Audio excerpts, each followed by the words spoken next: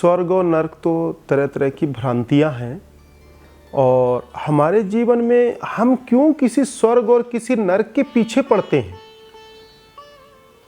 हम क्यों कहते हैं कि यह स्वर्ग है यह नर्क है। स्वर्ग का मतलब है सुख की प्राप्ति, नर्क का मतलब है दुख की प्राप्ति। इसे इस ढंग से समझा जा सकता है कि हमें जब कोई जहाँ शांति, सुकून, आनंद, सुख का अनुभव हो, शांत चित्त रहें, प्रसन्न रहें, तो उसको स्वर्ग के रूप में देखा जा सकता है। और जहाँ कष्ट है, छल कपट है, धोखा है, तो उसे नर्क के रूप में देखा जा सकता है। हम जैसा बीज बोते हैं वैसा पौधा उगता है। आप बबूल लगाएंगे तो आपको यह मीठा फल कभी नहीं देगा। यह हमारे जीवन के कर्म के ऊपर निर्भर है।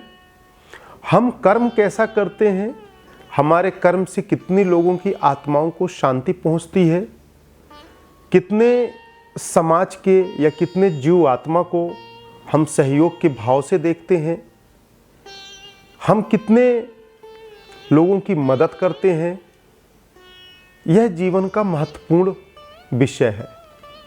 यदि हम एक अच्छे सहायक के रूप में हैं लोगों के, एक अच्छे कर्म के रूप में हैं लोगों के, तो मैं मानता हूं कि यही और इसी वक्त स्वर्ग है और इसी को स्वर्ग के रूप में देखा जा सकता है। नर्क का मतलब कष्ट है, जो विचारों का कष्ट है, जिसको हम नर्क के नाम से भी जानते हैं इस काया में। और स्वर्ग के लिए सुख, शांति, आनंद है। यह अपने काया में, इसी दुनिया में है। हम जब मंदिर दर्शन करने जाते हैं तो एक सुख का आनंद अनुभूति होती है, वह एक स्वर्ग का ही रूप है।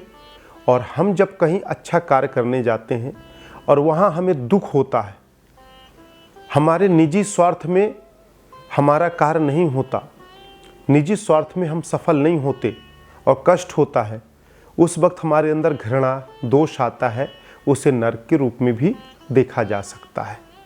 तो इस रूप में स्वर्ग और नर्क यहीं पे विराजमान है। बाहर की दुनिया अलग है।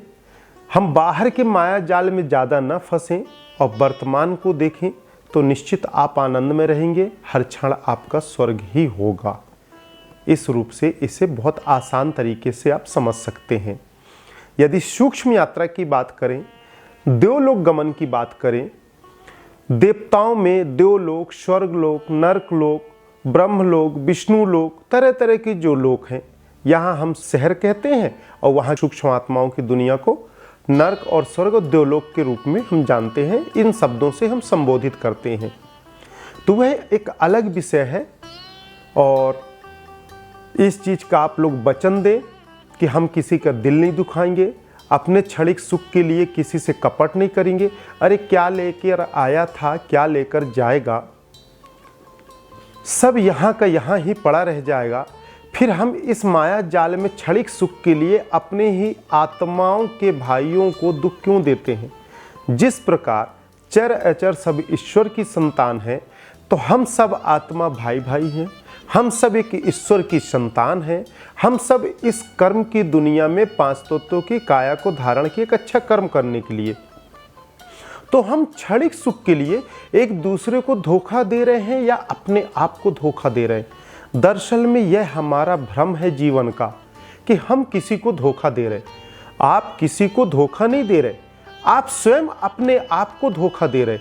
अरे आपने किसी से झूठ बोलकर, कपट करके किसी से क्षणिक धन या अपनी आवश्यकताओं का पूर्ति कर लिए, तो क्या वह आपके साथ जीवन भर रहेगा? नहीं। परंतु वह मन को जो पीड़ा होगी, आत्म चेतना को जो पीड़ा होगी, उस पीड़ा के आगे सांसारिक वस्तुओं का सुख कुछ भी नहीं है। इसलिए आंतरिक सुख में चले तो सांसारिक वस्तुओं का सुख आपको अपने आप प्राप्त होगा।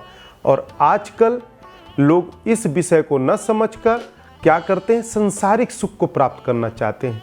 तो सांसारिक सुख के लिए जीवन भर मेहनत करते हैं और क्षणिक प्राप्ति के बाद मानसिक स्थिति को खराब कर लेते हैं।